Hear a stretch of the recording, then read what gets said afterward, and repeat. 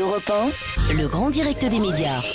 Les secrets de la télé. C'est avec Thierry Moreau sur Europe 1. Et tous les secrets de la télé, Thomas Joubert vient nous révéler tout ce que vous ne savez pas quand vous regardez la télévision. Et aujourd'hui, direction Marseille pour les secrets de Plus belle la vie. On est vraiment rien. Sans Zèle. elle. Allez, chantez Thierry.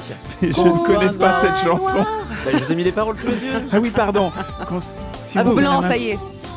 main pour elle. Plus belle la vie, c'est donc devenu une institution pour bon nombre d'entre nous. On va s'arrêter là. Ça bat des records d'audience en ce moment. 22% de part de marché en juillet, près de 5 millions de personnes tous les soirs. Tous ces gens qui ne regardent pas votre journal, Gilles Boulot.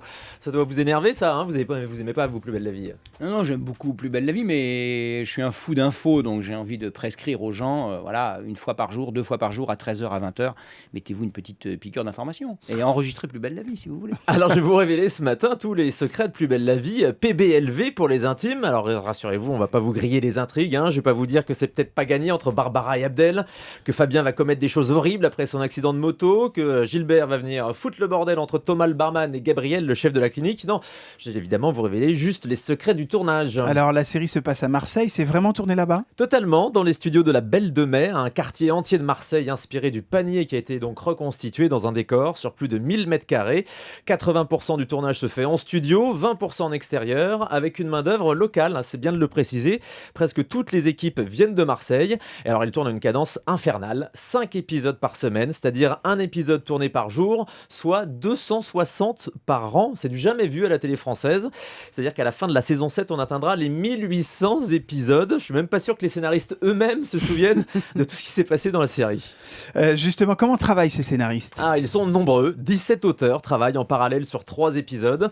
Pour superviser tout ça, il y a une directrice littéraire. C'est son titre officiel, comme pour la Pléiade chez Gallimard. Si, je vous assure, c'est pareil. Un autre genre, peut-être. Et puis il y a un auteur aussi en permanence sur le tournage pour réajuster les dialogues au fur et à mesure. Alors sur le tournage, justement, chaque scène est filmée simultanément par 3 caméras, sous 3 angles différents. C'est pas du tout comme au cinéma où les acteurs font plusieurs prises, hein, en fonction des caméras. Là, c'est l'inverse.